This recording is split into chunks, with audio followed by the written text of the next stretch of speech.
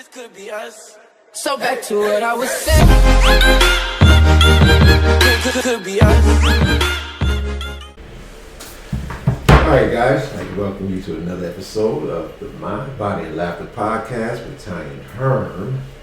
And we have Pam with us. Hello. And Hello. like you guys, like, subscribe if you're new. Keep those comments coming, build up the community. Today, we actually shoot this episode on Martin Luther King Day. Happy birthday. Oh, his birthday was last week. Yeah. Oh, is that his actual? I know today is not his actual Actually, birthday. it's just It was the celebrate. 16th.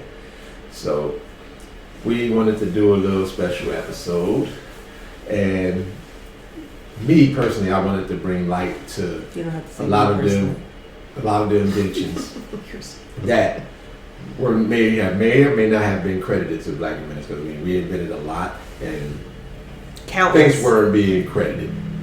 So just to name off a few, we have here the cotton gin, which was attributed Give to us Eli. something we don't know. We all know Eli when he did it. He did not. That's why I'm telling you this. Thank you. You see how you scratch that face out? Yes. I But you're feel talking because you're I can going talk. to finish. So anyway, this it is was not attributed your to show. Eli Whitney, but potentially developed by an enslaved man named Sam. Was Eli a slave too? No, Eli Whitney wasn't. He's the one that took the credit for it, but it was actually invented by someone, a slave man named Sam. Check the receipts. Yeah. And here, and we're going to keep on Go back going. check. Other ones were the potato chips, Did you know potato chips was? early gas masks, Yeah. That I knew. improved ironing boards, security systems with camera monitoring, helicopter technology. It's quite a few others. It's like a list. of Okay, 100. so my friend Chad, Mhm. the cotton gin was invented by Eli Whitney in 1793. But you said it wasn't. He said it's by a man named Sam. And that's what they say. That's what I'm trying to tell you. He has the credit for it, just like Thomas Who's Edison had. Sam? Freaking mercy. It's an enslaved man named Sam. Maybe if you listen for a second, let me finish reading. Whoa, you would buddy. have found out. I listen all the Now, time. just like they give Thomas Edison the credit for the light, and he couldn't do the filament. It was a black guy that did the filament. You knew that? Yes. Herman, so with the different inventions that you just read off, did it also give the years? It gave off. I wanted to know. I tried to cut because I can't read too much because I won't be able to say it before somebody interrupts it. So. I was just curious about the iron It board. wasn't somebody interrupted. It was me. The helicopter technology was Paul E. Williams, a black engineer. That's my father. Did it? The security systems with camera monitoring, Mary Van Britton Brown, a black woman, invented a home security system that included a sliding camera and monitor. They don't tell They didn't what say year. the year right now. Yeah, So you have to look up each one. Okay. And then the iron board was Sarah Boone. The early gas mask, they said it was out of wartime, but they didn't. What is your idea of service? Service can mean a whole lot. I said, You what can is have- your idea? Not what everybody else. What is your idea? Service can mean a whole lot of different things, in my opinion. We're supposed to celebrate a man of peace, and you all are riling each other up. Well, you're riling Service can him. mean like you can be service to people, you can be service to your community, you can be service to the military, you can be service to your job, you can be service. So to what do you people. do as far as service? My services was helping people with their health, whether it's doing training physically or I'm having consultations where I'm helping them with their nutrition, and then I'll go out and do events with the community. Okay. I'll do, sometimes I speak. I have speaking engagement, and typically in most of my speeches, I'm always going to touch on health, even if I'm speaking. Like, for instance, I was speaking at a convention where just to kind of help younger black men. I'm making sure the health thing is in there. Why are you looking at Pam and not me? Because that's just who I was looking at that moment. Because when I was looking at you, I'm sure you're going to say something crazy. So Something crazy. I'm trying to keep myself focused from saying something. So. Some people would be like, it's a sad day when I'm the safe refuge for somebody to land their eyes on. But so what do you guys think about Jessica? I mean, I only named a few because it was like a list of like 101. So we wasn't going to go through all that. But what do you guys think about? I just don't understand Not why in having school credit. all I learned about was Martin Luther King and that's why I wrote it. Malcolm X. You learned about Malcolm X? I don't even remember learning about Malcolm X in our school system. I would say they mentioned it. We didn't learn about it. He was like, that's the bad black man. Right? Basically. You want to focus your attention on Martin. Right, because he wanted to save the blacks. It was a lot. And just how do you feel that knowing that all these things that we didn't are know living about nowadays were created by us and we had no idea. Yeah. And then you'll see them in the school systems now trying to wipe out history. Yeah. Or ban books. Right. Well, I think it starts at home. Well, I don't think. It does start at home. Mm-hmm. So, in fact, I'm starting a book club for teenagers to let them learn about the history, because that's where it starts. And they can't ban what goes on in your home. They can't tell you what to teach in your home. We went to school together, and I'm telling you, I'm so tired of learning about slaves and Martin Luther King. And back then, being in suburban areas, we were the only little black kids, maybe one or two little black kids. But I grew up in Westfield, so I literally was the only little black kid in the class. Let February come, and they was talking about slaves, and then all eyes was on you. It was mortifying. I was like, can I just stay home in February? I don't need to know about slaves. And then, National Geographic magazines, they'd have them, and they'd be like, this is you, little pygmies. It was just horrific. It was horrific. I'm traumatized by it. I was called the N-word. Oh. Were you? And so that was in Westfield. But I was not. When I got to Scotch Plains, I said, at least I know the devil that I'm leaving. Can I just stay here? Can you figure out how I can stay here? My parents tried to figure it out, and then they said, no, we moved. We got to go to Scotch Plains. That was life-changing. Because you met me. Yes, because I met you, and it wasn't as prejudice. It was prejudice, but a different kind of prejudice and racism, because they weren't outrightly calling you the N-word. Right. So I've never been called the N-word. Never? I'm thinking by somebody other than somebody black. You were never called the N-word? No, but I'm going to tell you what I hated. I loved it and hated it. When Roots came out, I did not like going to school each day after the next episode. I did not like that. It was just way too much.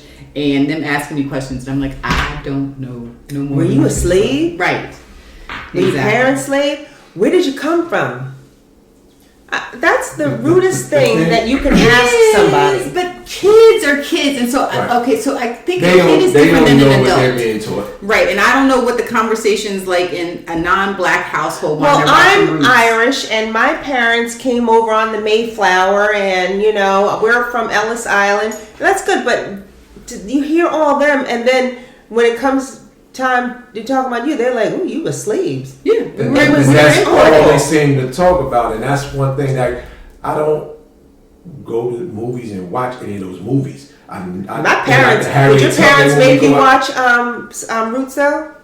I wouldn't say they made me, but we kind of watched it. We had to watch Roots. We watched it, but I have to say Roots was the last thing that I watched. The last thing was I was rebellious. All you hear, you got to see that. I'm not. I never watched 1812. Harriet Tubman. I couldn't. Nothing. I did not watch Emmett Till. No, I could not watch all that because we have to live in a society with people that oppress us. Well, right? okay. So am I being dramatic? No. So you started off with inventions, and I've said this to you before. Maybe I'm going to regret saying this publicly, but it's true. This is how I feel. Black people are so awesome that I said, if nobody other than black people, if nobody helped us, if they had just left us alone, I can't even imagine how great this world would really be, because we've accomplished so many things with people. When you think about the Tulsa riots, and you saw those other places where they separated and went off on their own. They had to destroy them to keep them from advancing. Exactly. Should we have fought for segregation? Right, segregation might have been the best thing that ever happened to us. That was what the Nation of Islam was pushing for at that time with Malcolm X. They were pushing for separation early on. Yeah, and they might have been right, because if you had black people teaching black children, if you had black nurses and doctors caring for black patients, then the care and the concern, I believe, would have been completely different.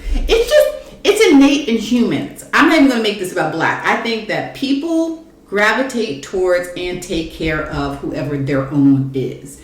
And I'll bring it down to, look, my mother is in an assisted living facility. She's the only woman of color. Most of the staff is color. Those people love and care about her. Did you say that the staff is colored?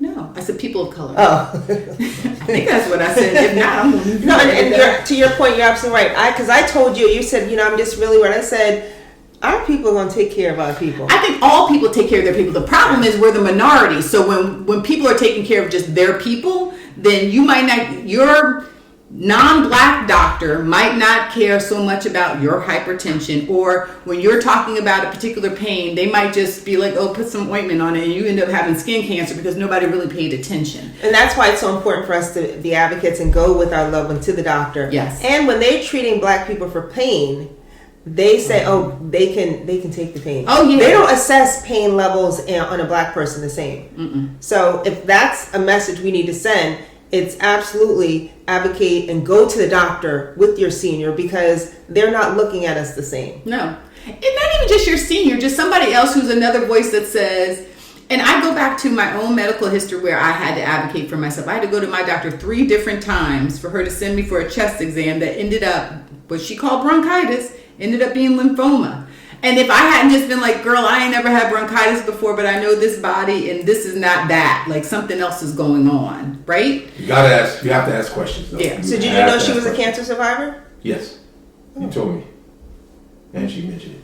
It's not a secret. I tell everybody because I really want that journey was something else. And I'm like, I was just like, Pam, I think you just need to relax. But then I also like, your body, how you're feeling.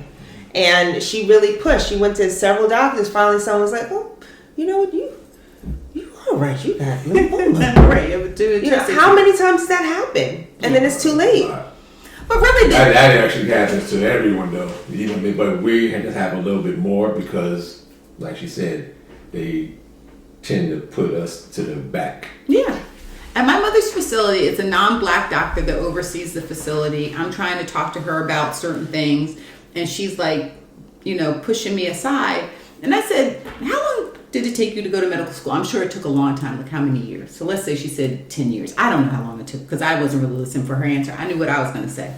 I said, well, so I came out of her body and I've been her daughter for 55 years. So I know her better than you do.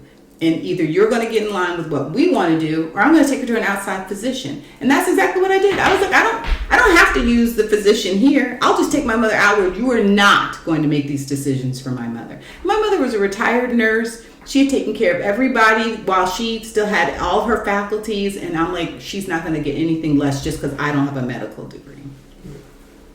Yeah. And that's why it's so important for us to align ourselves with, getting on boards. I serve on the board of ed, your health and wellness, I don't know what I do. Well, okay. I do tell my story, and I do tell my story as a reason to tell people, like, really, I'm not just notionally saying advocate for yourself and for your loved ones. It really is like, you have to, like, I'm a living, breathing story of why you have to. Because early detection in cancer is a saving or life-changing event. If I had just continued to be like, okay, it's bronchitis, who knows? And, Herman and I talk about this all the time. And, you'll see somebody like, oh, girl, diabetes runs in my family. No. That's probably the worst message Ever. Yeah. Hypertension and diabetes, bad habits. Diet. Yes, exactly. That's what runs in the family. And I always say managing stress. I took that certification in stress, and you don't understand the amount of diseases that are going on in your body just by not managing stress, not getting enough sleep. And I say this almost on every single episode, how important that is. Big time with stress. That's why my Oura ring. My Oura ring tells me all of that. Yeah, so I mean, it's just whatever things you can do to manage stress, you have to, because this is like, especially right now, it's a stressful environment. It's at an all-time high. Mm-hmm. And you have to... You got to step back. Turn that news off. Yeah. Because I was hollering at you. I said, you better not turn on none of that news today. Oh, that was her. Yes, you have to really prepare yourself. Well, I like to know in all facets. You have to prepare yourself in all facets. And especially nowadays with us, you have to question. You have to ask questions. You can't be afraid to ask questions. Mm-hmm. You can't just take what they tell you. You have to do your research. Right. Okay. And don't be afraid to change doctors. Because the minute this is a point that I would just tell you right from the door. If you go to get a checkup, you go to see a doctor, and the first thing they tell us to do is prescribe a medication, your questions start running. Your questions have to start running, and like she said, think about going someplace else. Yeah. Get a second opinion. You Get a have to third anyway. opinion. You should do that anyway. Right. But some people rely heavily on that one that they know. on that one that they've known for years, and so doctors have changed so much now. Before you go to the doctor now, you'll say to the doctor, "Oh, I'm not really sleeping well. My foot right here has a little bump on it. My chest feels a little, they'll not chest because they'll send you to the doctor. I'm just, this is going." Well, based on, they're not even looking at you. They're not asking how you're pooping. They're not asking how you're sleeping. They're not asking any of that. And they're going through all this, and they're just like, oh, okay, here's a prescription for Xanax. So so again, not to bring up the whole cancer thing, but I changed my diet while I was going through chemo to a raw vegan diet. And the doctor said to me, no, not during it, afterwards. And I came to see my doctor and I had lost weight. And she said, oh, what are you doing? And I said, I'm on a raw vegan diet. And she said, well, be careful that you don't get low in your electrolytes. And I said, well, what foods have electrolytes in it? And she said, I don't know. And I said, okay. You didn't roll your eyes. So then... So then I talked to my friend whose husband is a doctor, and I don't know if it's 1 or 2 classes in nutrition is all doctors have to take. And so much, food is medicine. It can do harm, it can kill you, or it can make you healthy, right? People don't read labels either. Like, don't. Nobody gets worried when they see that long chicken line. People just in line and just in line. Nobody gets worried about that. Nobody reads labels. I say to my kids, if you can't pronounce what's in this food, get out of my face. Yeah. Well, it's ridiculous. It should be something simple. Because I just mentioned that on my one episode I had on the Weapon H podcast. You do those labels. If you sitting here and, for instance, mixed nuts, should be nuts. Right. It shouldn't be vegetable oil. Right. It shouldn't be all these different preservatives in it.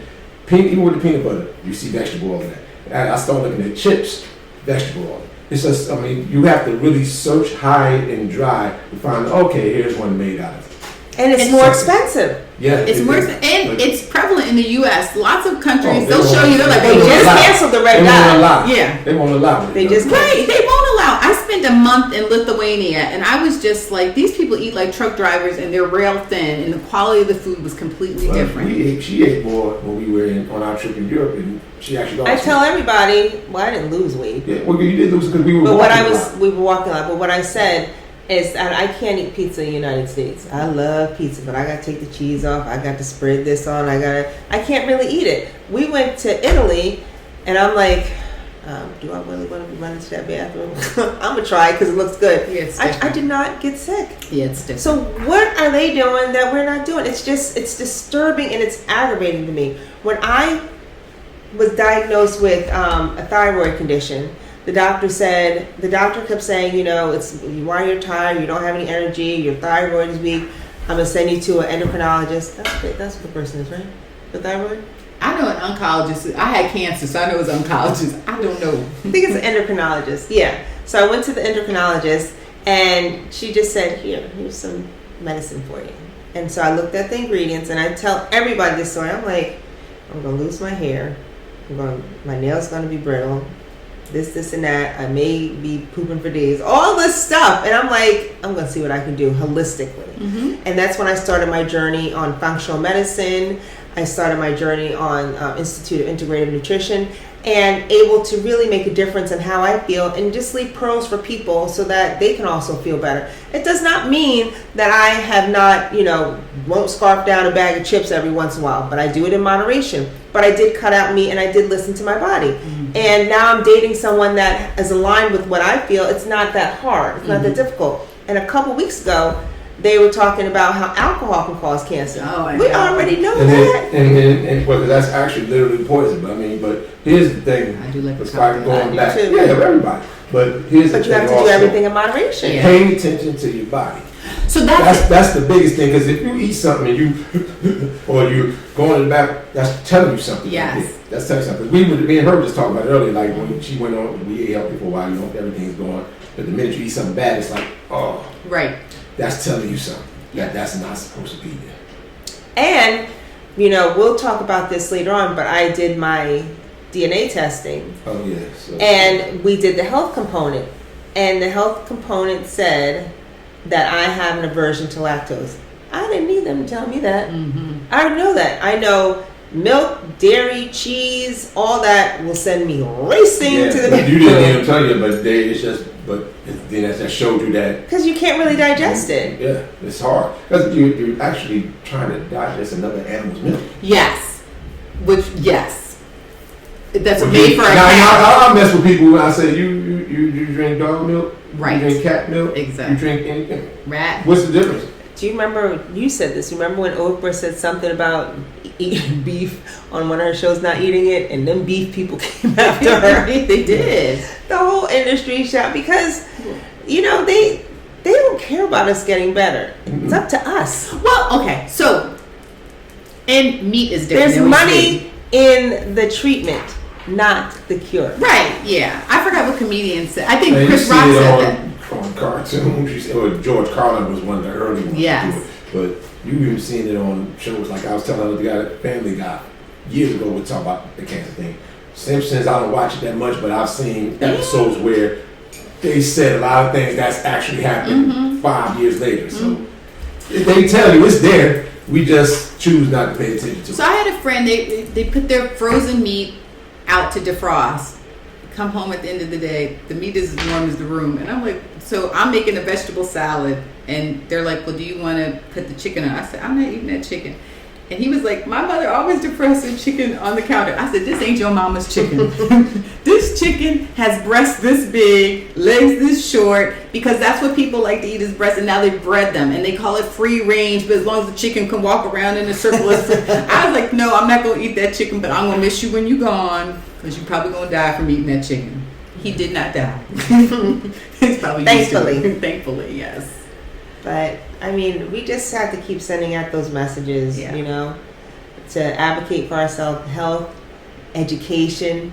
We can do whatever we want to do. And which full circle us back to what we started with. The education is the big thing. We haven't had the, we don't have the, well, we have the ability, but in this particular school system, we're not going to get taught about us. I mean, it just is. We have to understand that this is their system. We have to learn some things on your own. Yeah. You have to get out there and read that book. They have documentaries. I have the now. African American encyclopedias at home. There's plenty of YouTube channels now that will show just that. In So libraries. it's out there now. So Yeah. even if you don't, even if you don't want to go to the library, you guys on YouTube, Yeah. it's right there. I follow maybe about 5 or 6 channels that deals with history. Right, but kids can also go back to reading. They can, but like all I'm saying is, they have other options, because how hard is it to get somebody to read? So if you start getting them here, I watch we a have video to or two. not. Right, We have to emphasize reading. we can emphasize it, but we have to get them in steps before we lose. He's them. saying You get don't them on wanna the lose hook them. You gotta first. get them on the hook before you lose. You want And to get it's them like- on, and then you start getting I them mean, to that's read. why I can't see now because I was reading in the dark. I know, bless you. See, we grew up reading. That's what we had. Yep. But this is a different era, and we have to think like them a little bit Yeah. to get them to get to the point where Yeah. they're reading. And, okay, we can read in your tablet now. I You mean- can read in your Kindle. So Right, you got to but give have them definitely- ways to and make give them get something to read. that's engage with them in book clubs. Have talk backs with other kids. Invite the author down. There's so many Black authors that we can tap into that want to tell our story and make it interesting for us. So. And I think Yeah. that then that will help instill pride and dignity in our children. That we already came from greatness. People just kind of notionally hear that, but to be able to see, oh, this is proof. These are all the ways that we've contributed. And no, nobody's telling you that. No one, and all those things you rattled off about inventions, I promise to God, ain't nobody said that to me from K through 12. Right. A good old Howard University never did. I'm about to say, even the HBCU, you don't hear something. Right, yeah, but so I think that it's very important for children, It is. Black children, to know that they came from greatness. Right. And I'm going to supply the link to this one page where it has the 101 inventions. That's me. So I'm going to supply that link. That link will be right in the intro section. You can click that, so you can go check it out for yourself. And even if you just get a scroll through and then just kind of get started with scrolling through and seeing all of the things, and then you can read what each one does. But this one actually puts the time frames in. Oh, excellent. So, like for instance, it says, I'll just give one real quick. The dough kneader and roller, Judy Reed between 1826 and 1905. So they give you a range, and then they got a little. The dough reader. Yeah. What's a dough reader? Dough kneader. Like when you do the thing with A the rolling dough. pin. Dough kneader, roll and roller. It's two different. Kneader is That's a different. dough When reader. you need Knead dough. when you need it. Rolling is you rolling it flat out. Knead it, you like kind of making the ball. Okay. Yeah. You need to click that link.